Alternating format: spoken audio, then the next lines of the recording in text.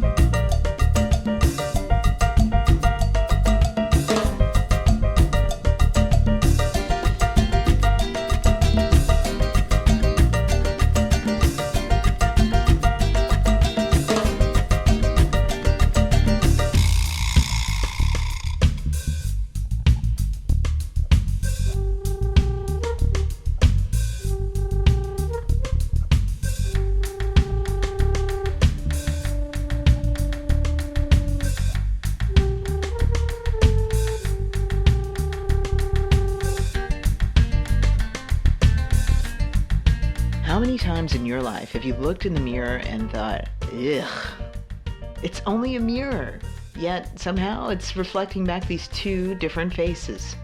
Unless you've undergone some massive transformation, it's the same face that's been with you your entire life. Even if there has been some sort of moth to butterfly transition, those self-ugh moments still find a way to creep in. Maybe it's just one of those days where how you're feeling on the inside just isn't quite matching up to what's on the outside. But it's not about what's on the outside that matters, right? Hot, sexy, beautiful versus the otherness we carry with us every day. And what am I today? Funny thing, those labels rarely have anything to do with the person underneath. Hi, my name is Wadua, and I'm a gay African-American woman now living in Los Angeles, but originally I'm from the South, where I was raised as a conservative Muslim. I think my first memories, my mom always called me a beautiful little girl. So I definitely remember hearing that growing up and not really having a context for it because, like I said, it wasn't about body image or what the external you look like because, you know, good Muslim women are, you know, seen and not heard, not speaking unless spoken to. I think it really became something that I started to look at and deal with in college. And I would notice, like, when I would go out and my friends would go out, the way they would look going out was very different than how I looked. And I couldn't find ever anything in my closet that would maybe put me on that same playing field of what they look like going out. And that's when I first started kind of trying to understand, well, what am I supposed to look like?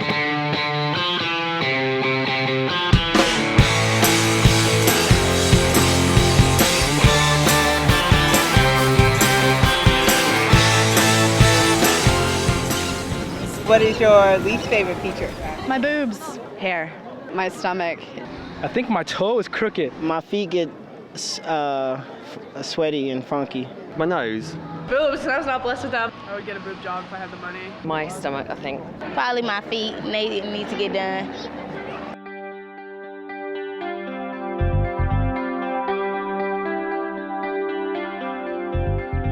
I do actually have a friend who lives and breathes the stuff.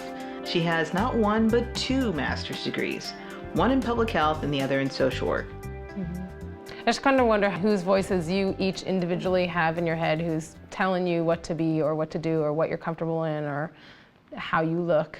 Ever since I was little, I would always see like CoverGirl or like Beyonce on there with like Hello Smooth Skin. Even though I know it's Photoshop, it's like everyone looks up to that in a sense. And when I was younger, I got used to that image. Now with the whole proactive and like everything that's trying to be like proactive, I feel like skin that's smooth and clean, it's like a necessity. My father's side of the family, they look at me as like this little pretty mixed girl. If my family is over, I feel like I can't like walk around my house how I want to. Like all my little cousins are like, you're so pretty. I kind of feel like I gotta live up to that, and it's something I kind of wish I didn't. I'm comfortable with myself. I mean, I admit I do take forever to get ready, and but that's because I'm not satisfied with myself, not because I want to look like something else. I want to leave the house how I want to leave the house. I don't care how long it takes. And I don't try to impress anybody either, because how I look is how I look, and that's pretty much it. What are you, Shorty? I agree. When you're going out, I mean, what makes you feel attractive? It's funny because I worry about the same things that I kind of talk about that I shouldn't be worrying about, right? So the top that makes me feel sexy, or the jeans that make my thighs look smaller, or I'm prone to the same thing that everybody else is, and I can talk about it and I may have knowledge about it, but I'm susceptible to the same thing. I'm susceptible to my own days, and I find that if I track it, if I'm having a rough time with something else, then it comes out in how I feel about my body. So, and I have friends like this also, so I have a friend and I will sit and be like, oh, I'm so fat, no, I'm so fat, and I'll kind of stop. I've come to this point where I can kind of stop and be like, okay, really, what's going on for you? Because it's not about that. Fat is not a feeling.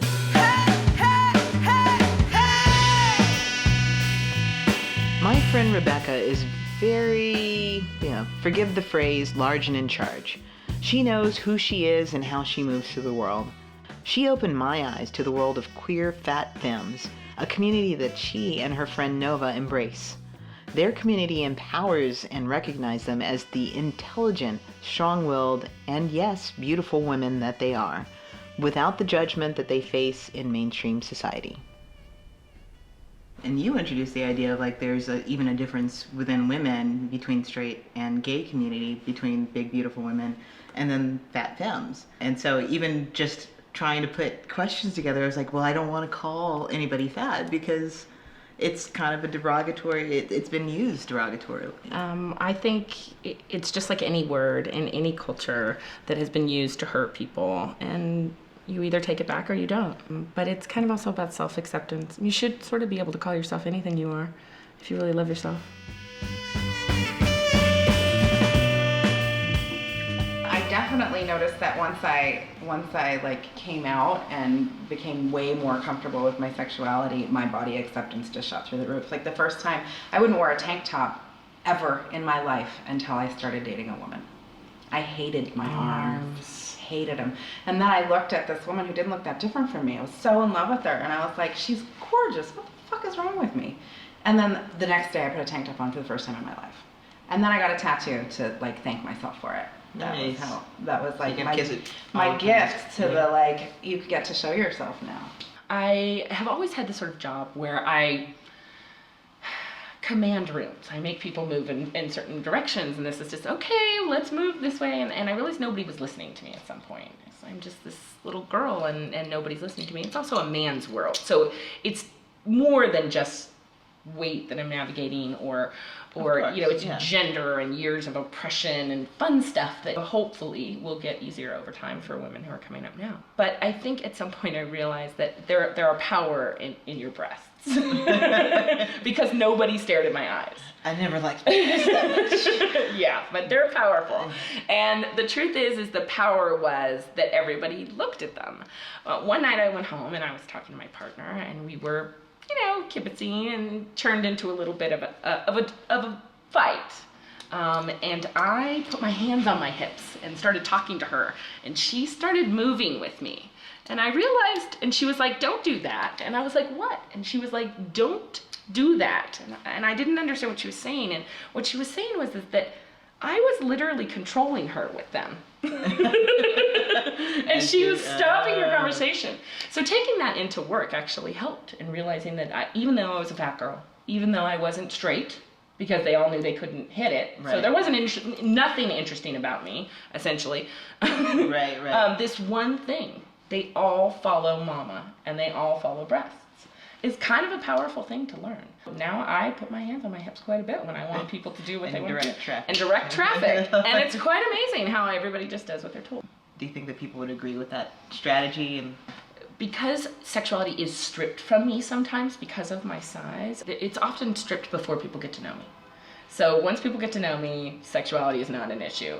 It's part of my package. However, if they don't know me, I think they think that I'm like a sad little fat girl. It's not a tool that everybody can use, but I do think everybody should find their tool. Right. Whatever your tool is to, make sure that you are paid attention to and you are, you're getting the respect that you deserve. It's sad that it has to come in terms of, directing traffic with your boobs, but however that happens, I am happy to accommodate because I want to make sure and get noticed. I'm not here for, as far as I know, this is it. There might be more, but I should probably get it right while I'm here.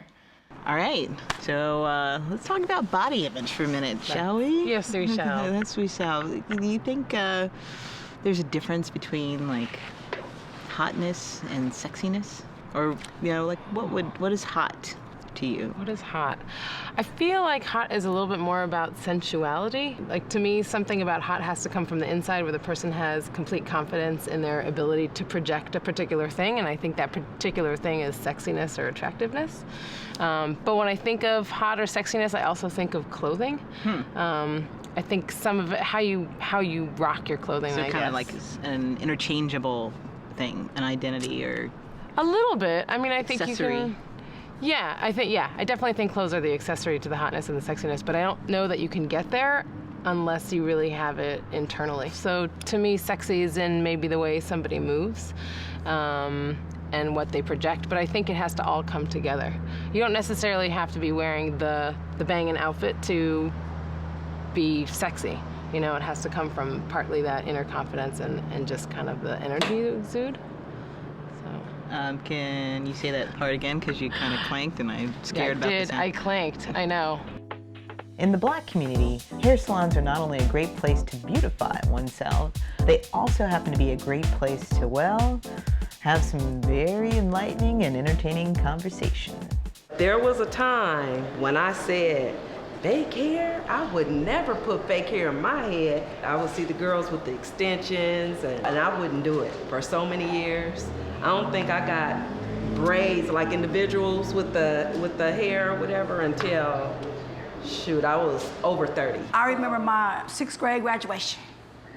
And my mama, she was like, I'm gonna buy you one of them little pieces. I was like, no, please don't, I don't want that. You know how they had them ponytail pieces? God, I was like, please don't. I am not wearing that ponytail piece. And I had my little yellow 3-piece suit on. Y'all know I didn't want to put that. Y'all know I didn't want to put that. Everybody's wearing called that body magic. I don't want to hear any more. I'm not even interested. It's like a big girdle. It's a big girdle. It's like shorts, right? And it's like a little short. Then it come way over here. Then they got this big bra. It's like tight. Like this. Yeah, nobody got time for that. I would rather my man know my roles. Okay. Then for me to go and put that body magic thing on, and once we go and have our little relations, then everything is like, everything is like a jack in a box. Boy, I'd rather him already know, this road is for you. I got 2 hands over here. Yeah. I don't believe it. Yeah, can we do it like that? I remember, in 1992 when TLC's first album came out, and they had a lot of those songs like Hat to the Back. It's like, I got my hat to the back, I can kick my pants down real low. They're all talking about dressing baggy and just being being women, but dressing how they want. And a lot of the songs on there, Bad by Myself, and it was just a lot about finding that wherewithal within themselves, no matter what they look like and how they dressed, and still being women and still being in control, even of their own sexuality, which was really groundbreaking at the time. And I just, I was so drawn to that on so many levels, because it was the time that I was starting to step out on my own. And, I looked to all these external things to kind of help me understand and help me define and put in perspective what my adulthood was supposed to look like, what I'm supposed to look like as an adult. Because, the old rules of, childhood didn't apply anymore. And this is a brand new frontier and a brand new me and brand new people to deal with me. So what does that mean? It's been so amazing connecting with people from various walks of life. What does the female professional athlete have to say on the topic of beauty and body image?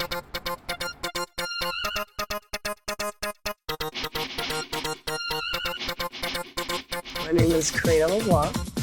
I'm an Olympic athlete. I've played professional soccer for 15 years, and I play for Team Canada. I'm a goalkeeper, which I think is the best position in the world.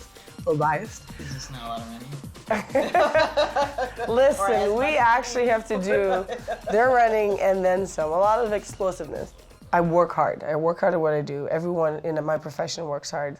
And you get to go out and you get to play in front of thousands of people, and you have the little girls looking up to you and cheering for you, and they think you're beautiful no matter what you look like on the outside, because you're their role model. They love what you do. They love how you play the sport, the passion that you play it with, and how much fun you're having. And that's why I say every day I wake up and I just want to have fun. And I'm doing something that I love doing, and I have fun every single day. And it's because we're showing our passion and what we enjoy doing and what we love doing, and that's almost contagious. I strive for greatness. When you start practicing what you preach, that was instilled in me from my parents, and it wasn't pressure. My idea of that I was beautiful probably started with my parents, just telling me that they were proud of me and I was beautiful. Growing up, when we lived in the Caribbean, she had me doing piano and ballet, and I'd be like looking outside, being like, when am I gonna get to go outside, I think she wanted to do what the world had said a young female should do. What she noticed was, like I said, I used to be very shy. So I think she started to notice me coming a bit out of my shell. She always told me she was proud. And even when I started to gain the muscles, I remember, some people would tease me about it, but, I had a goal. I was like, okay, you can tease me now, but come watch me my game in 10 years. I never know as parents most of the times I didn't even listen to them, but it was the day that I needed them to say it and they said it, and that's probably the days that made me feel truly like I could be someone special. I could do something special. You're cuckoo.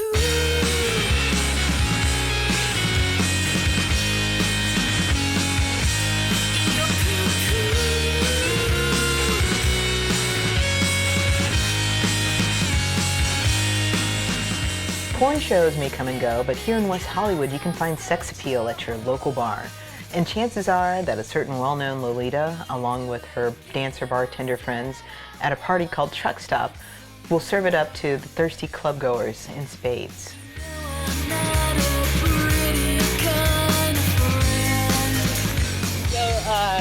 How was rehearsal? Oh, rehearsal was awesome. It's always awesome. So we're going to Pavilions, because it's one of my friend's birthday tonight, so we're gonna buy her a bunch of crap. Are you gonna do something crazy? Yeah, well, she's a teacher, so I'm gonna dress as a schoolgirl tonight and do Hot for Teacher. I actually used to be a teacher. Oh, really? Yep, yeah, that's what I graduated with and actually taught for a year. It was amazing. It was awesome. So speaking of teacher, yes. Lolita. Yes. Is there a connection there? Of what? Between your stage name, Lolita. Oh, it was so, I don't know. It's crazy because it was just like the night that I was auditioning and they were like, you have to think of a name. And I'm like, I don't know. And I was just really thinking of something that could either go Italian or Mexican, which Right. Lolita could go both. Yes. And she kind of sounds slutty, so,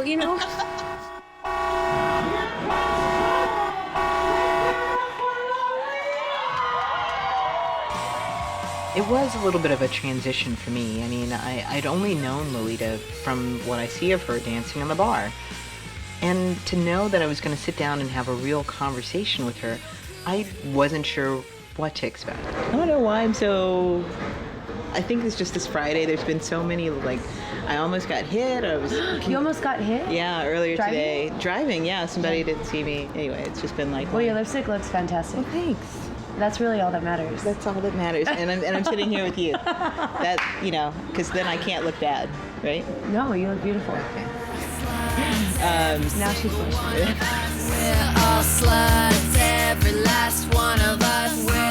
Here at Truck Stop, all the dancers are beautiful women, and thank you. Well, it's true. I mean, that's how come you guys pack the house every Friday that I come here. It's just like kind of ridiculous. And I wanted to go behind the scenes with somebody who's beautiful and talk about what beauty means to you. What was it like for you growing up? How did you see yourself? I was actually kind of a nerd growing up. And I was a tomboy, and I was actually my dad's son. So I played every sport. I actually played softball I got a full ride to the Universal college, San Diego State. Language of lesbians. I know, and it's so funny because everyone teases me, you're such a lesbian. I'm actually not a lesbian, I'm sorry. I was gonna ask if you were gay, straight, or slightly bent. I'm straight. Yeah. With some Patron, no, I'm just kidding. No, I'm straight. I played ball and I played volleyball and I cheerleaded but no, growing up I just was kind of a tomboy and I was the oldest, so I never had someone to show me how to dress, how to put my makeup on, how to do my hair, even though my mom kind of did, but they were so strict and old-fashioned that I wasn't allowed to wear a lot of makeup or hair or dress provocative or go to parties or... let you go play sports. Oh yeah, that's all I did. And what's funny about that is that growing up, my mom never wanted me to play any kind of sport because she didn't want me to be... a lesbian. Exactly. Yes, Mom. Good job. I'm still lesbian. I don't know. I really didn't grow into this till 20s.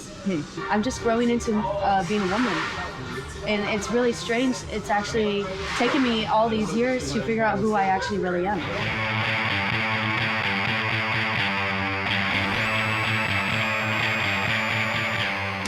Before I knew Carson Daly as a friend, I only knew him on the other side of the television glass, back when TVs had glass. He was our guide to all things pop while on MTV's TRL. As I've gotten to know him, the things I love about Carson are his insane brain, his irreverence, and how connected to reality he is, in spite of his Hollywood access. I had never dated a lot in high school. I didn't bloom until I went to college, I dropped out, I went to a junior college, worked at a gas station, I was trying to figure out what I want to do when I grow up, and worked in radio and stuff. So I just never really had an active social life. I felt like kind of awkward for a long time. I had braces and a little chunky and whatever. So when I got my job at MTV and I had access to dating hot girls, there's a couple girls that I thought were so physically beautiful, and after spending time with them and seeing how crazily self-indulgent they were and how they literally became ugly to me. Literally, to look at them, I was not attracted to them. So I'm lucky now that I really do feel like when I see a woman, and someone says, I can say, yeah, she's beautiful, but then I'll qualify it and say, but superficially, totally, she's beautiful, yeah, chick's hot.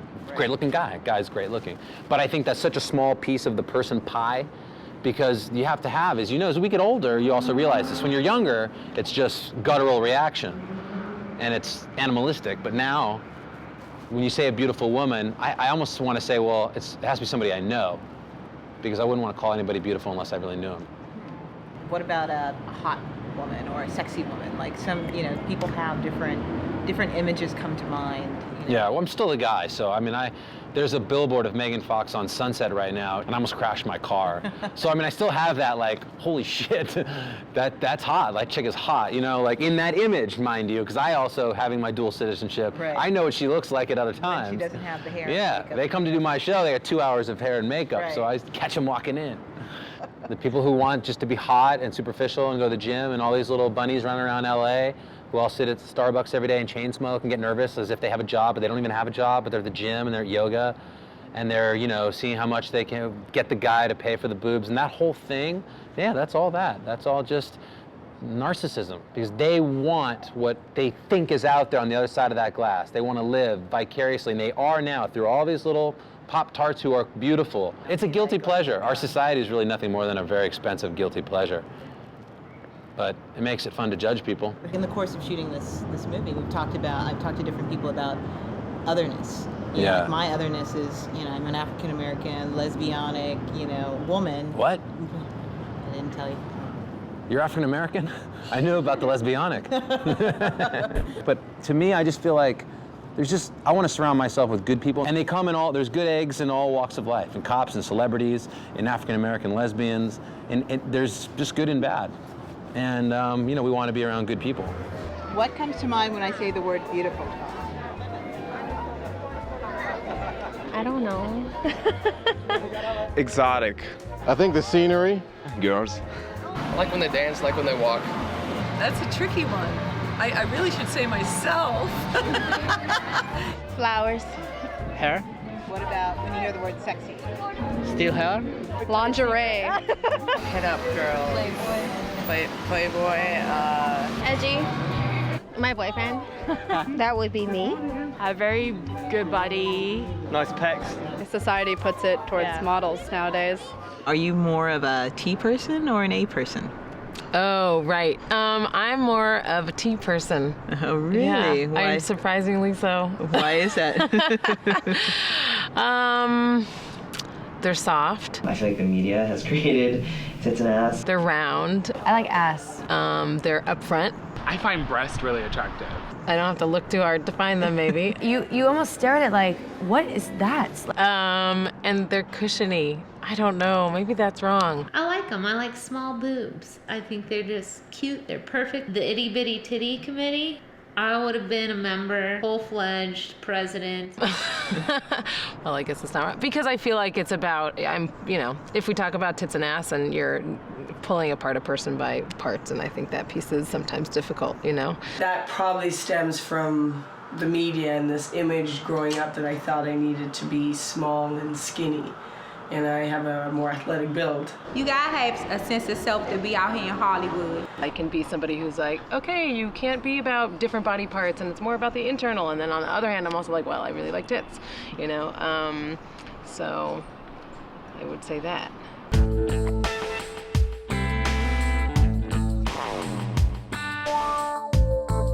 Subtle beauty may go unnoticed in some parts of the world, but, not so subtle beauty is a little harder to ignore.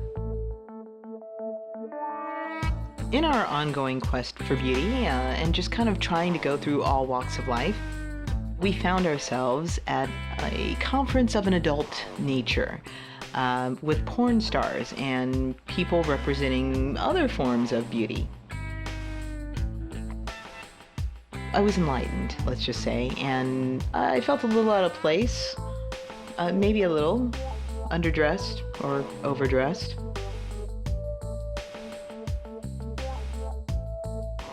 While not exactly my cup of tea, I'm glad that a lot of people went and had a good time and they got something out of it, and, who am I to judge at the end of the day?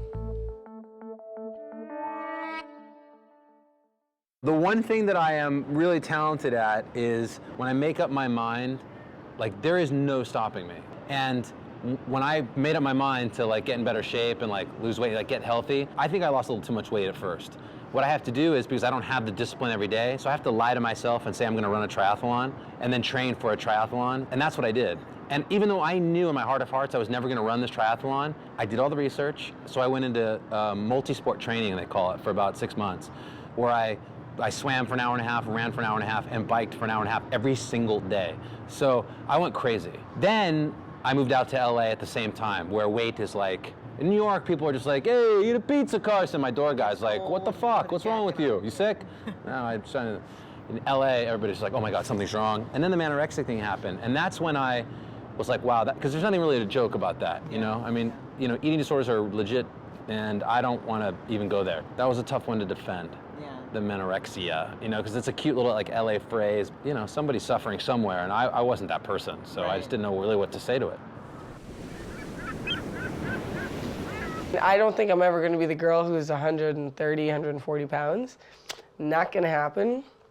If I am, call 911. How do you stay true to yourself when you're kind of balancing femininity and a woman and womanness with, getting the job? How does that play out in your world? For marketing, it's what's needed. I mean, I know there was even talk for a while about, our shorts being more maybe skirts and stuff like that. Soccer's not about that. Especially as a female, you have to be marketable.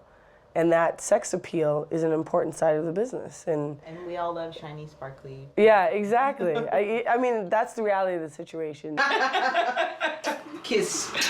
Tickets to the good show. Now I kind of feel like a jack of all trades. Like I have really grown into my skin and learned who I am and what I like to do and what I'm good at. And I don't resent the fact that I can play sports, but I don't resent the fact I can dance, and I don't resent the fact I'm an actress, or now it's all me, and I accept it and I love it. Men are more insecure than women, and it's because women on a daily basis get more compliments from random people. Like you could be in Starbucks and someone looks at you like, oh my gosh, your lips are so beautiful. Or I love your eyes, or you know. Yeah, I am. Your lips, you have perfect lips, bitch. No, I'm just kidding. Because you're so accepting of yourself and you love who you are. And I love who I am, and that's why I'm able to do this for Truck Stop, because I'm just an artist, and I'm just a show and an entertainer and a performer, and that's it. And I don't need to give a disclosure statement. I don't need to tell you what I am or who I am, but it's a constant journey and a constant learning and growing of who you are. And that's why I'm able to do anything. So many people asked me in 1999 or whenever TRL was at its height, are you okay? Are you handling it well? You're on the cover of the Rolling Stone or USA Today. I see you all the time at the Super Bowl. I hear you're dating Christina Aguilera, blah, blah, blah, blah, blah. Are you okay? And like so many people, I started to question myself, like, am I okay? I think I'm okay. I can't control people's perception is the point. To this day, I don't believe the hype on myself even. It is what it is. Nothing I've done on TV has, I don't think, given the real me off, because it has never been my job, really. When somebody asks me what I like about myself, I immediately I like that it's not, a red flag goes up internally. It says like, this requires ego, this answer requires ego, and I like that I have that alarm going off. I like that it's not just like, let me take that question seriously, and I like my, you know, I mean. Hold on. Yeah, it's like I can't do that, but I mean, in an effort to self-examine, because that's kind of what that question entails, I think I'm worried a little too much about people's perception of me. And I'm so worried that because I'm in the public eye, and I never use the word celebrity, I never would use it. It certainly wouldn't apply to me anyway, but I just don't like the word. I'm worried that people, I'm always trying to stay humble. And I like that about me. I like that there's literally a daily, sorry, I couldn't resist. There's a check and balance when I wake up every day. Every day, like there's a, say a quick prayer, thank you, I have my son, my family's okay, my dad, my parents made it through the night. I look outside Santa Monica, I see the ocean. I have another day, another 24 hours. And I start my day like that. And I really thank you for the job that I have at NBC in the middle of the night. I get to make a little TV, it's awesome. I'm appreciative of that. I take a second and reflect. And then I think that's micro. Then I think quickly kind of macro. I mean, where am I in the world? And I sort of Google Earth myself, and I was like, there's war, there's poverty, there's Africa, there's the Middle East, there's Europe, there's Ireland. Like there's conflict, there's people crying, I hope that, I want to give some thought to them right now for a second. So it's not all about me in California in the United States where we live so fat. And I do, I just kind of give it a quick little thought. And then it's like I put my shit on and I go to work. And I like that about myself, that's the daily exercise, that I put myself through. So when people call you beautiful, you blush. We know this for a fact. I want to know what that is about.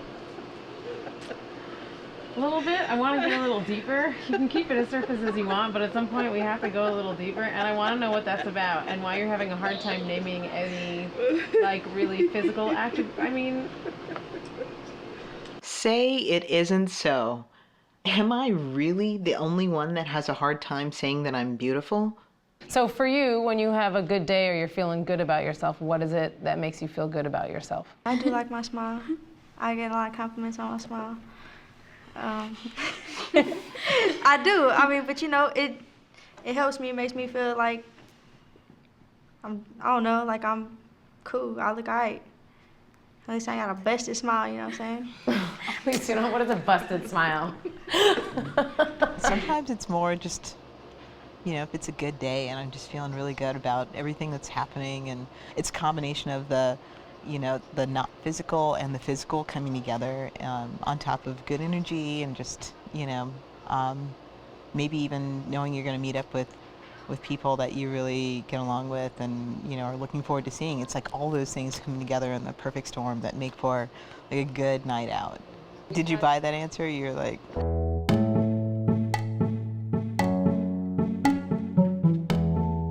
I've always really wanted to just have a conversation with the people in my neighborhood about beauty and body image. So, of course, naturally, that means including some of my friends. When we met 10 years ago, Andrea weighed over 200 pounds and consumed massive amounts of drugs and alcohol. She was the life of the party, any party. But the flip side was that she was also a genuine and caring person who just happened to be hiding from her true self. I found pictures of us. Oh God. And the whole crew from like snowboarding or softball, and neither one of us looked the same.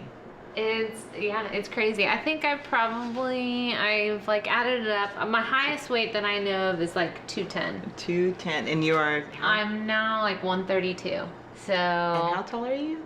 Let's not talk about that. 6'2". Well, I'm 6'8", so that makes sense. Yeah. That's totally yeah. Okay. 6'2", right. 5'4", something Right. like that. How much of that would you say is tied to your? I don't want to call it a renewed lease on life, but it is kind of like you did a master reset. Oh yeah, 100%. I would say. Honestly, I'm applying to nursing schools, and I had to write the entrance essay. Yeah, like your not letter of intent, but something like that. Exactly, your personal essay. Yeah. That's what it was. My essay was about the fact that earlier, before I lost weight, like I honestly could not do any of this.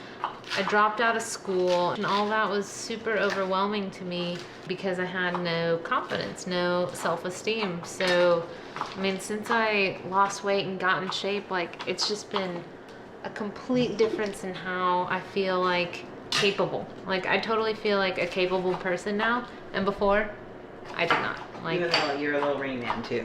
I'm totally Rain Man. Yes. My life was totally out of control. And not out of control in the way that you might imagine, like, some addict laying on the streets. Well, but and at the same time, you were in your 20s. You're absolutely right. And I think a lot of that, if you recall, I also drank a ton and smoked weed every waking moment. So I had lots of tools to cover up a lot of the stuff that I wasn't happy with. So you're right, I don't think I projected that. I don't think other people would describe me in that way at all, but I certainly know that that's why I did a lot of those things. And now, now I don't do any of those things, and you're just kind of left there living with you, which is a whole different thing. When I first met Nick, he went by a different name and lived as a different gender. This interview actually gave me the chance to talk to him on a more personal and more inquisitive level about that transition and to find out a little bit more about who he is as a person now. How would good friends describe you from the outside? How would good friends describe you from the inside? Nick's a cute skater boy. Is that it? Sure, why not? I mean, outside stuff, I don't know. Outside stuff is that physical? I mean, is that all? Yeah, physical. I mean, Nick's muscles are getting bigger. Nick looks good. Nick's looking a little bit more physically masculine lately, my friends would say. Nick's voice is getting deeper. I mean, they're all... And it is. And it is on a daily basis, I think. Nick's jawline is changing. Let's start out talking about, we actually went to a wedding earlier this summer, and there's a lot of conversation going on about how people identify themselves, with their gender identity, Can we talk about yours a little bit? Yes. I mean, I'm transgender. That's, if I only get to choose one word, that's the one word I'm going to go with. Queer is queer guy, queer dude. So not necessarily man or male. Yeah. Or boy first, Right. but trans. Yeah. I mean, where I am now in my life, it is more trans because that's a word that allows me to kind of encapsulate my history and my present at the same time. I think when I first met you, you had dreads. I do think the dreads in a certain sense were a way for me to kind of be androgynous without having to cross the line into cutting my hair short or something. I am taking steps that seem to push me further into the male side of things. I mean, personally, I consider each step I've taken, whether it was surgery or changing my name or, asking people to refer to me as male pronouns, and now taking tea, which I started a few months ago. They're all really independent decisions to me. They make me feel better in a like a soul euphoric kind of way, in a way that like I actually question whether I was like happy before. I want to know what that is about. A little bit. I want to get a little deeper. You can keep it as surface as you want, but at some point we have to go a little deeper, and I want to know what that's about and why you're having a hard time naming any like really physical action. I mean, I think, you know, part of the reason why it's hard for me to talk about what I like about myself is that, you know, is the reason why I'm doing this movie is, you know, is just this constant question of what is beautiful. And, you know, who is that defined by? And, you know, just like all the people that I'm talking to, I don't think that they have all the answers. I don't have the answers myself. And I think that, you know, by talking about it with other people, we get to a better understanding. And, you know, you learn from other people's perspectives and other people's experiences, because it's all stuff that, you know, we've all experienced. It's all questions that we all have.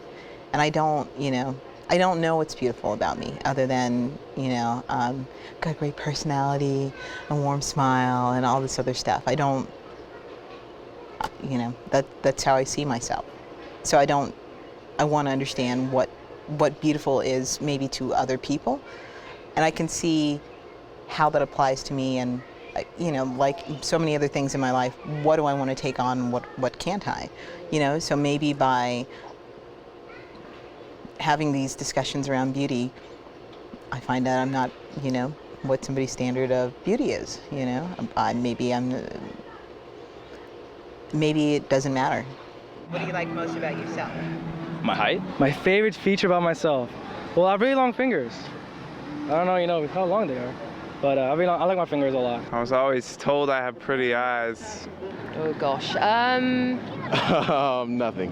My smile. My forearms. My legs. I'm pretty blessed. I'm about 9 inches. My lips. And I'm short. That's very sweet. I like it. I think I've got quite a nice jawline. There we go. Either my eyes or my butt. You have a signature something. Okay. Tell me about your hair. You know, Okay, like okay. I see the pictures. I see, you know, different colors. I mean, I think it's a way of expressing my personality. When did that start? You know, I chopped my hair. It was longer. I'd had extensions in. As an athlete, your career goes ups and downs, and I was like, you know, I need something new. I want a new oomph. Mm-hmm. And I'm quite bold in my personality, and so I just decided, you know, let me chop it off. I put a little red in it, you know, just to give it a little for the Canada red, you know. Canada. I was going to ask you if there's certain colors for certain. Well, pink is my favorite color. Whenever you see me play, I'll always have some form of pink on, and it just was one of those things that I actually lost an aunt to breast cancer, and so I always have pink on in my hair, and then during the big events I'll do a little red. If you really want to support me, you have to cut your hair short. Everyone has to, and they have to dye it red right in the middle. I was just going to go this. for the Okay, red. good. I can do that in the cake.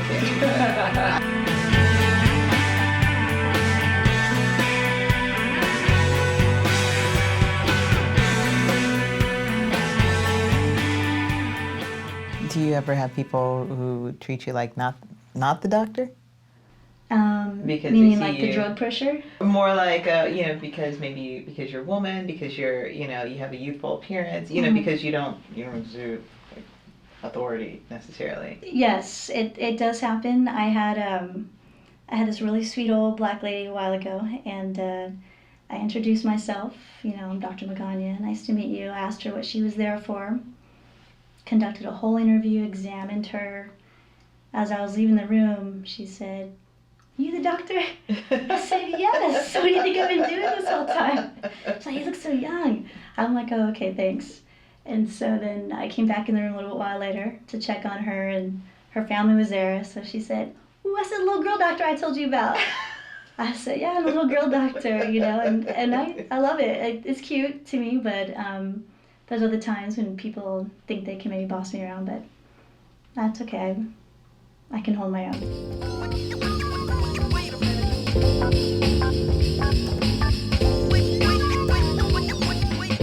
Coming out here and the difference between the South and West Coast. In the South, you eat, a lot of salty foods, greasy, fattening, all day, from breakfast to dinner. It's different because people don't really eat out like that out here. So it makes you have to really change how you eat. So you change all the way around, I guess. So it was more for health, or was it more for beauty, or was it a little bit of both? Well, both, because I'm a little conceited, so I like, A little whatever can conceited. make me look better. A little conceited. Just a little bit. I like my legs, because they're so big and luscious. I love them. And then I like my, a derriere? I like my derriere. Why? It's full and luscious. I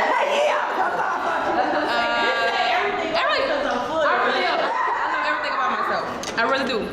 Except my middle. And I still love that too. So What's your least favorite? my stomach. Why? Because it's full and luscious.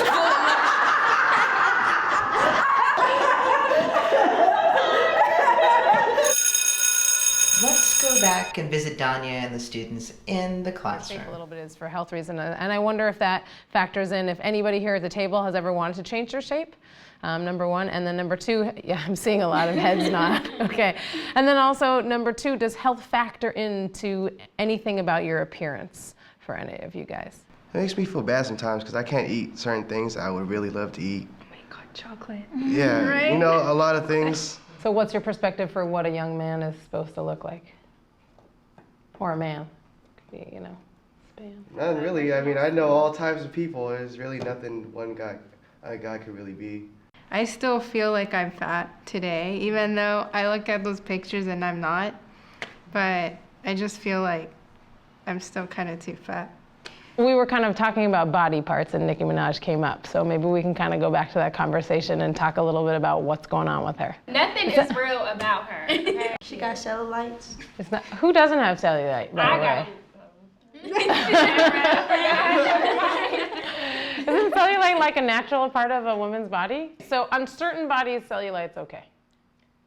Something like that. Tell me, so if you're skinny, cellulite is not cute. I seen a skinny white girl with the saggiest cellulite ever. It looked like cottage cheese. I swear. We're calling her out. I don't know what to say to that. The fat brain is just that when they receive this surgery, they don't go through like a counseling to actually change their mind to eat differently, and they have this weight loss surgery, and they still thinking fat stuff instead of thinking how they can work out or eat better to actually help themselves in that way.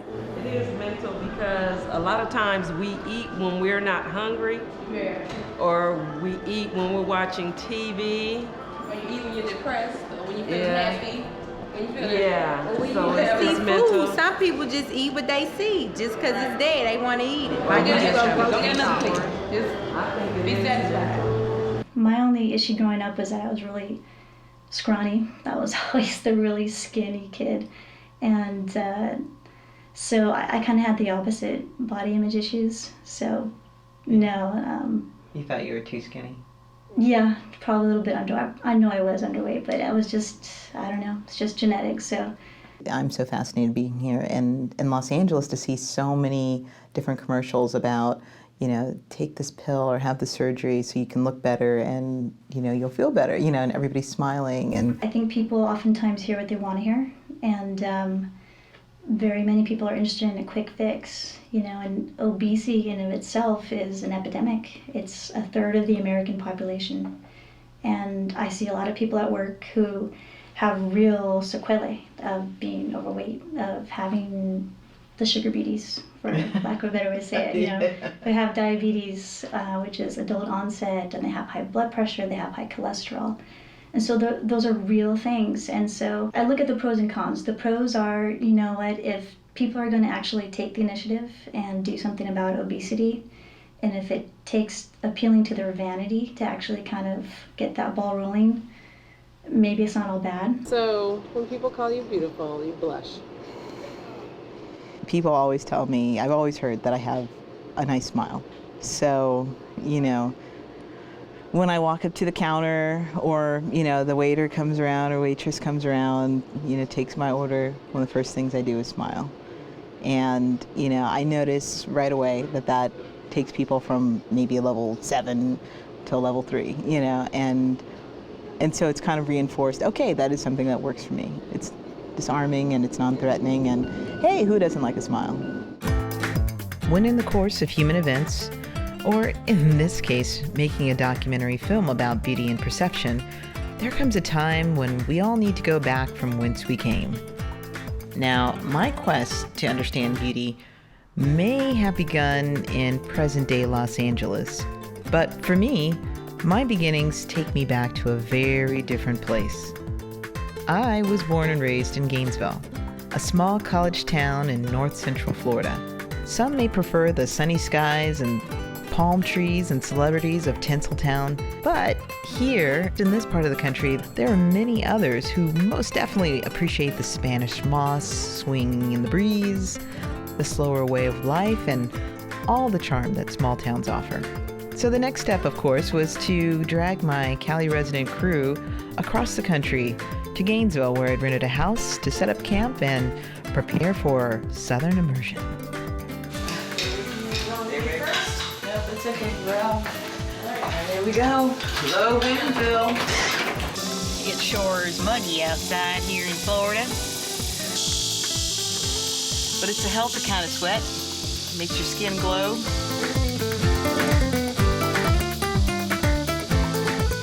Most of my family still lives in Florida, and on this fine afternoon while we were in town shooting, my mother and my younger sister Chania stopped by and graced us with their presence for a nice little visit.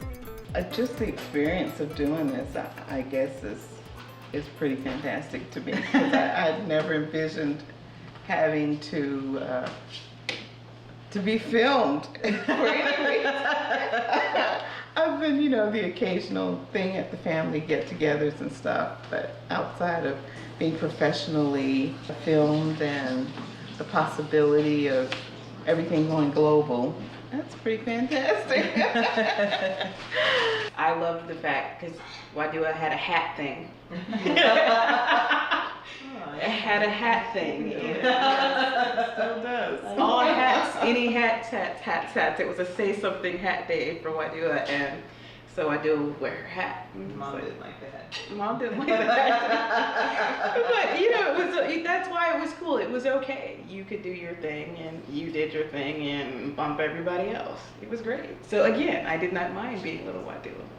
I do not mind having the Halloween hair and toenail polish that mom sometimes. Oh. It's cool. That's your thing, because my mom hated the way I dressed. Of course. And, you know, like I told you, in the 70s, we were wearing mini skirts, dashikis, the afro, the whole Afrocentric thing, and she couldn't relate to that at all.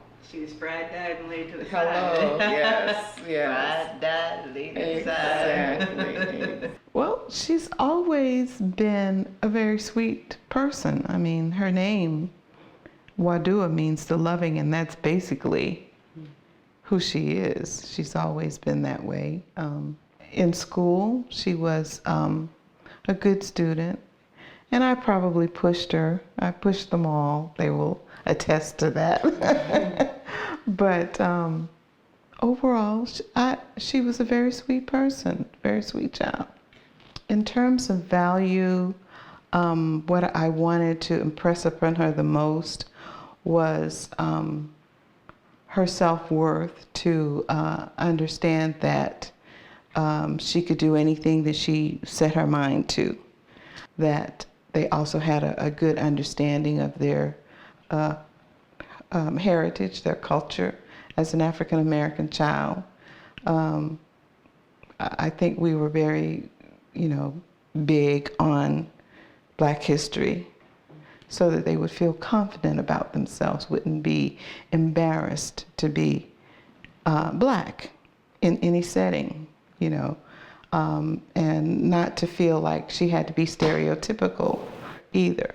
We made sure we had that at home so that they would know that, you know, Black is beautiful.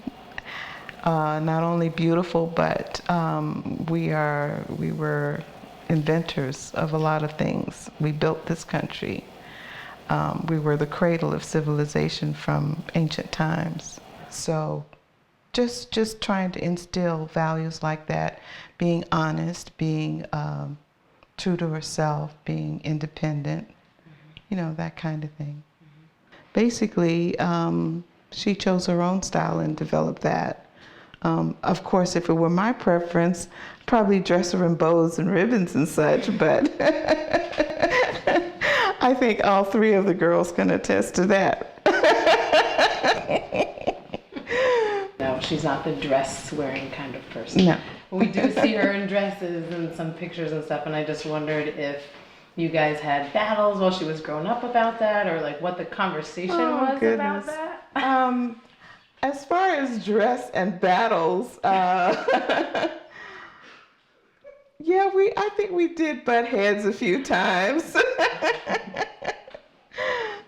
Because, yeah, I would admit, yeah, I tried to get her to wear dresses more often, and Chania as well, but, you know, they preferred pants or whatever, so I gave up after a while, especially as they got older. You know, what's the point? You can't, when they're older, forget about it. As a parent, I'm just happy that she has found her niche and that she's comfortable with who she is as a person and that she's pursuing her goal. I mean, you couldn't ask for any more. I know she's not going to be a carbon copy of me or, you know, whatever I perceived her to be, because she's her own person. And as they all got older, you know, I came to that realization they're going to be who they are. So, you know, as a parent, it behooves me to accept whatever she chooses her lifestyle to be, her career to be, her religious preference to be, because that's her choice. So I don't have any qualms with that. Actually, I'm very proud of her. What I'm most proud of about Wadua is that she is unique, that she is her own person, that her creativity stems from her being able to be herself. So that I'm most proud of, and that she's found a venue to express herself and do something that she enjoys as well. So yeah, that's great. Beauty and sexy, do you think that there's how would you differentiate the two? What's the difference between sexy and beauty? Well, are they interchangeable? It depends on your point of view. It can be interchangeable, but they are different. You know, beauty is a natural thing in one respect, and sexuality, well, it's also natural, but what I'm trying to say, I don't lump them together because they're not the same. And how are they different?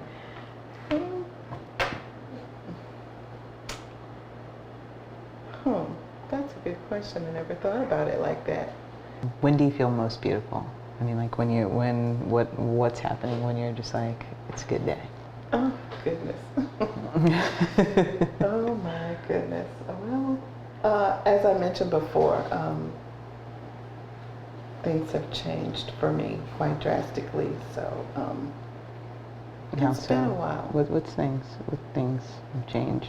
Health-wise, things have changed. So it's been a while since I've felt extremely attractive or beautiful in the respect of thinking that somebody else might think that I'm beautiful. I know I'm beautiful, but you know, when you're walking with a cane or you're having one of those days and your head is spinning and you look like you're a bit tipsy, but you're really not. I mean, those kind of things take away from your inner beauty sometimes. So I'm learning to adjust. You look radiant. So my question to you is, how do you maintain your beauty? How do you maintain yourself, because you look great? Like you said, coming into accepting who you are and saying this is it. You know, I cannot make any other. I mean, I guess I could, but I don't want to. You know, like this is it. You either like it or you don't, because I'm happy with it. And so, yeah, I think it's just. I think that there's. I think when we first got together today, I'm like, and you're telling me that I looked good, and I said, yeah, I'm putting on a little weight though, and it's just a little stress and a lot of going. So, just the ebb and flow of life happens, and I think it's always something you have to keep present, because I'm doing it for health reasons more so than beauty reasons. But you know, the benefit is that, you know, I can be healthy, and then that translates into feeling good, which, you know, I guess other people pick up on as looking good. Yeah, because like I said, it comes from within. Yeah. If you're feeling good about yourself, then you must be looking good.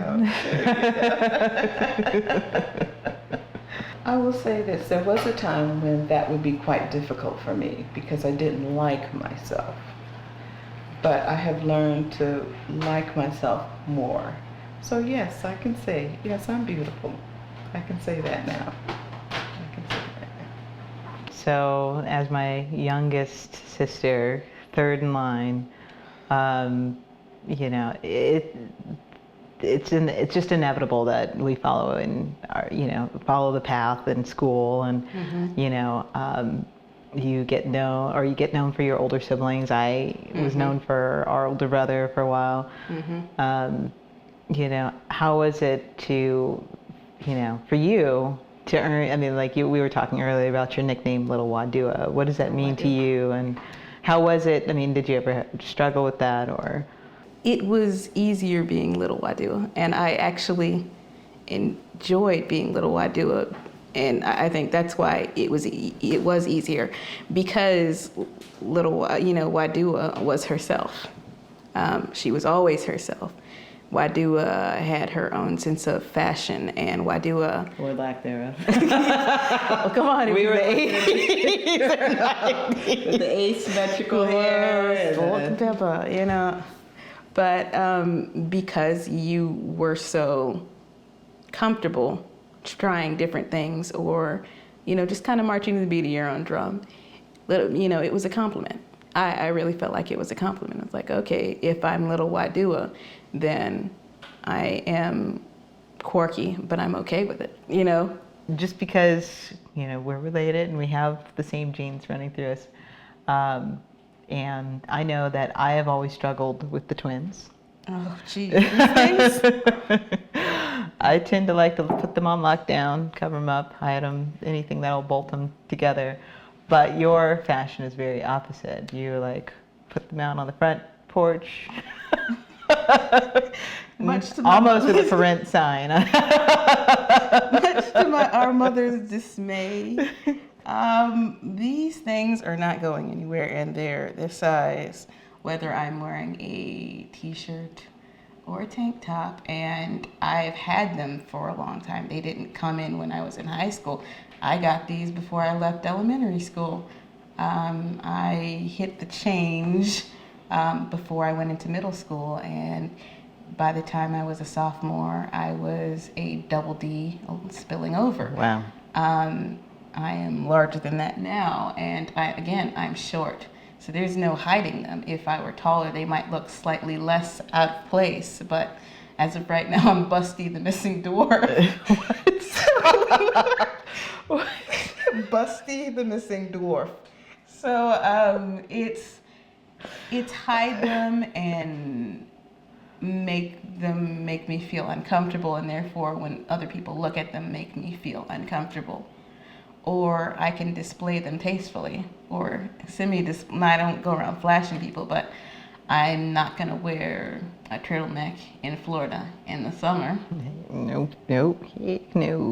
So, I mean, you're going to look at them anyway. They're there. So you just like make them work for you? Make them work for me. They're in the shirt, as long as, you know, no buttons fighting, no, no boobies hanging out, even though, well, I like a V-neck. But yeah, that took me a long time to get comfortable with, because again, I have had them for a long time, and kids are mean. I mean, really, really mean. I remember getting teased because, you know, they were finally in training bras and they had these little cutesy frilly things, and I'm wearing mom's hand-me-downs. Yeah. And so it was a serious piece of Hardware and harness them in. Little girl sees them through the shirt, and yeah, you've got a bad girl bra. I'm like, what the heck is a bad girl bra? It's a bra. It's a sling. It's a sling. It's a sling. Yeah. It's a sling. Exactly. So if a fairy godmother, whoosh, you know, like just appeared right here, right now, and said, okay, Chania, I'm gonna grant you one wish, and here are your choices. You could be taller, or you could have smaller boobs. Which one would you choose? Neither. I have shoes that make me taller. I have shoes that make me taller. I can take them off and put them on. I can be short and I can be tall. And as much stress as these have put on me in, you know, growing up, I would probably be depressed if I woke up without them. I don't know if the person is mumless. So just ignore it. Stay in the mummy. Well, and again, I don't know that other person. These have been with me for a long time. We've grown up together. I don't know that other person. I don't know if that person would be better or worse. So keep them as they are. I will say that I'm very proud of my sister. She is a different person than the one that lived in Tampa. This one is, and I understand what my mom, oh, you're beautiful, that exclamation. I understood it when she said it. You are more yourself. You've come into yourself. Maybe some of the things that scared you, don't do it because I'll do it, that maybe you were scared to admit. You're not anymore.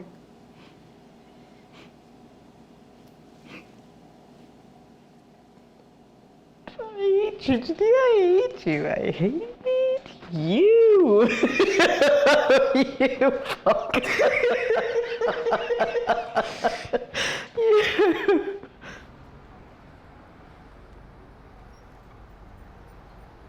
Will you say it? Huh? Will you say it? Right into the camera? I say that.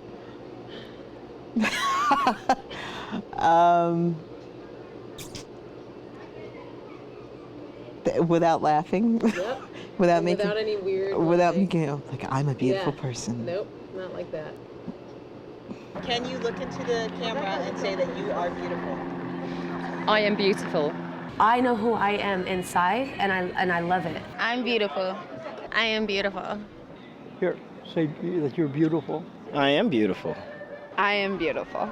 I'm beautiful. I'm beautiful. I am beautiful. I am beautiful. I am beautiful. Right now? Okay, I'm beautiful. I'm beautiful. I'm beautiful. I am beautiful. I am beautiful. I am beautiful.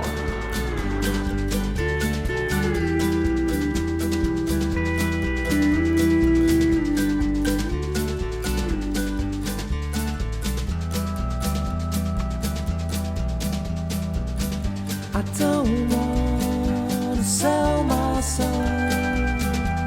He's already in me. I don't need to sell my soul. He's already in me. In the course of making this movie, I can honestly say that I am walking away from it all, feeling a lot more grounded, a lot more accepting of myself. At some point, I stopped worrying as much about what other people thought. I stopped thinking about what I needed to be, to exist, to be accepted, and to be liked for who and what I was. And let me tell you, it's no easy fight. The fight still wages on. I battle every day, just like so many people out there. But more times than not, I'm winning. And it's a beautiful day in my neighborhood because of it. When I stopped looking in the mirror or pictures of myself and cringing because the image didn't look like who or what I thought it should look like, and I stopped looking at what was so wrong about me and started seeing what was so right about me, and guess what? Others did too. It's funny the way that happens. My name is Wadua Wali. I'm a filmmaker, storyteller, social architect, creative person extraordinaire, and I am beautiful.